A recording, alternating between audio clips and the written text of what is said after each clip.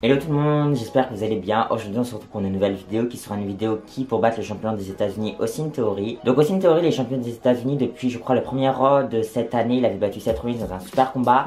Et depuis il est champion des États-Unis, il a battu des gars comme John Cena, il a défendu son titre dans le Chamber, bref. Et pour moi il a eu un super règne, mais là en fait j'ai l'impression que son règne commence à s'estomper, je crois que c'est ça le mot. Parce qu'en fait je trouve que il a plus de grosses rivalités, il a pas...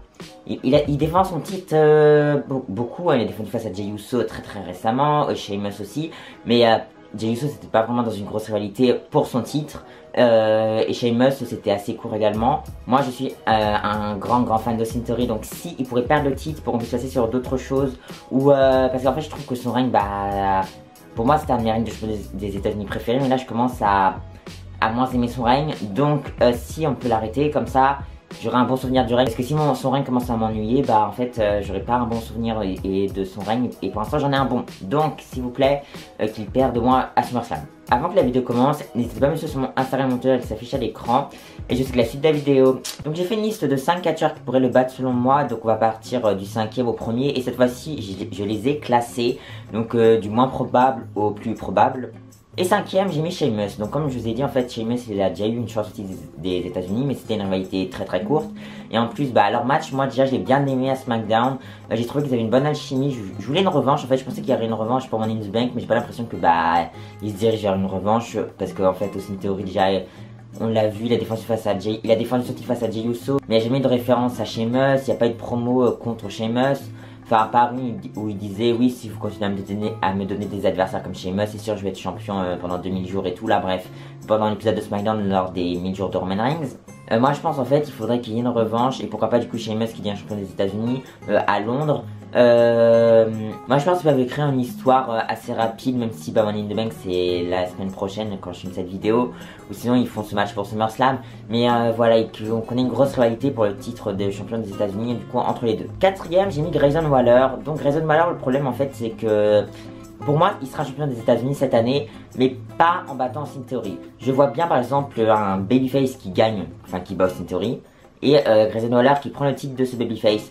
Mais je me dis, si ça se passe pas comme ça, si Grayson Waller par exemple il peut prendre le titre des États-Unis dans un match Fatal 4-Way, un truc du genre pour le titre, ça m'irait totalement, parce que je trouve que Grayson Waller depuis le main roster en fait, il fait que des talk shows.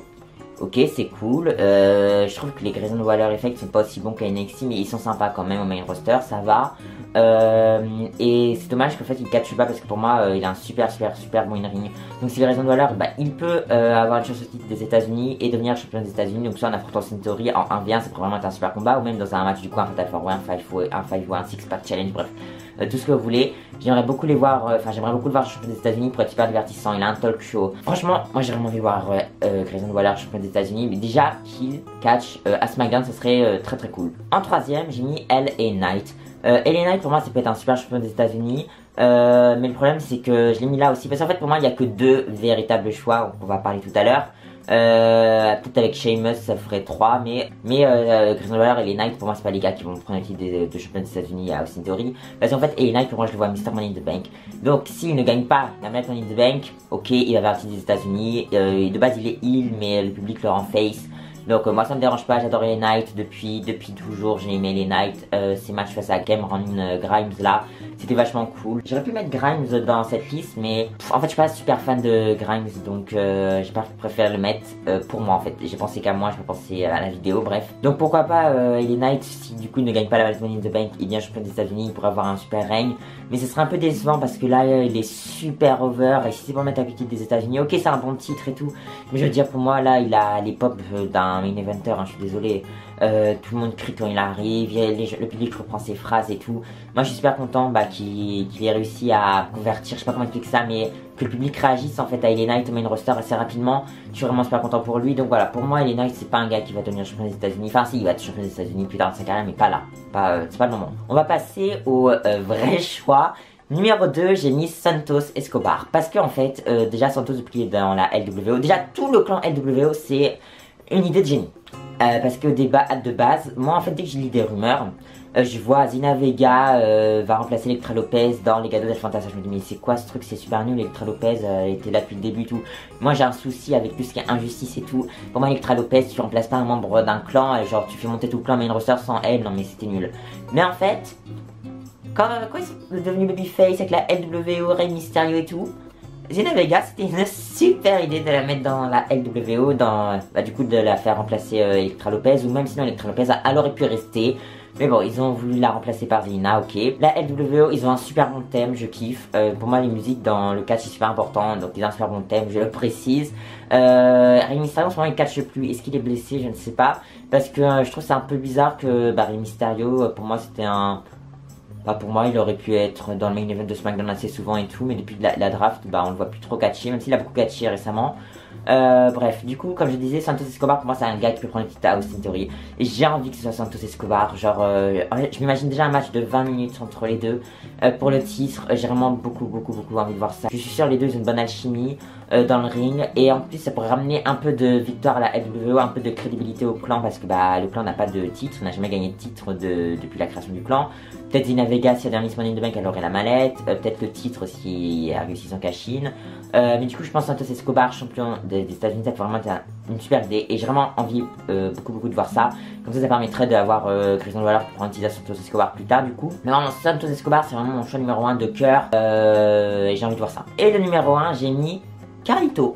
Parce que en fait, comme il y a des rumeurs récemment avec Carlito qui pourrait rejoindre SmackDown, et donc pour moi, si je rejoins SmackDown, c'est pas pour avoir des petites rivalités face à Baron Corbin et à qui à SmackDown. Je connais pas trop les nouveaux rosters, donc contre Bobby Lashley, contre AJ Styles, bref, je pense pas qu'il y aura de ça. J'ai pas mis les AJ Styles, j'ai pas mis les Bobby Lashley parce qu'en fait, AJ Styles pour moi ça va dans le main event, c'est bon des États-Unis. Enfin, je vous jure, AJ Styles dans la mid-card, j'en peux plus. Pareil pour Bobby Lashley, et si c'est pour revoir un Bobby Lashley Austin Theory, c'est bon. Ça fait depuis Money in the Bank 2022 que Bobby Lashley et Austin Theory font que s'affronter. Ils sont affrontés à Money in the Bank, ils sont affrontés à SummerSlam, ils sont affrontés dans des Raw, ils sont affrontés dans le triple menace, dans le tournoi pour le titre pour Heavyweight. Ils font que s'affronter, j'en peux plus, et ils sont dans le même roster une nouvelle fois, donc je suis sûr qu'on aura un nouveau Austin Theory Bobby Lashley un moment de l'année. Mais bon, c'est pas grave. Pour moi, Carlito, ça peut être un gars qui peut aller chercher des titres des États-Unis à Austin Theory. Carlito, déjà, il a une gimmick assez fun avec des pommes et tout. Je pense que la rivalité peut être rigolote pour SummerSlam. Carlito dans le ring, en fait, j'ai jamais vu vraiment de match de lui. Je sais pas si c'est une bonne idée, le titre. Je sais pas si c'est une bonne idée de le ramener ou pas. On verra. Pour moi, Carlito, champion des États-Unis, il peut avoir un règne super fun en fait, où il défend son titre beaucoup de fois, des rivalités un peu qui changent en fait. Donc vraiment, Carlito, s'il peut, pour moi, Carlito en fait, c'est lui qui va le battre. Je préférerais Santos Escobar, mais je pense que c'est Carlito qui va le battre, parce qu'il va pas revenir à SmackDown pour d'autres rivalités, comme je vous ai dit.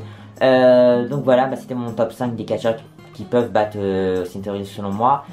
J'aurais pu rajouter des catcheurs de NXT qui pourraient monter au main roster, par exemple Braun Breaker après SummerSlam, mais en fait je vois pas Austin Theory conservé après SummerSlam. En fait pour moi, même Braun Breaker, c'est même un exemple, pour moi il monte au main roster, il doit devenir champion mais super rapidement pour créer un impact. Donc voilà, du coup voilà, c'est la fin de cette vidéo, j'espère qu'elle vous aura plu, n'hésitez pas à liker, commenter, partager et abonnez-vous. N'hésitez pas à me dire en commentaire selon vous qui va battre Austin Theory. Du coup c'est forcément un gars du roster de SmackDown parce que depuis qu'il y a la draft, on sait que... Enfin la draft en fait, non, vous pouvez dire n'importe qui, un gars qui vous donne envie ou pas, parce que même avec la draft, elle est même pas bien respectée. Donc moi je vous dis bye à une prochaine vidéo, bye.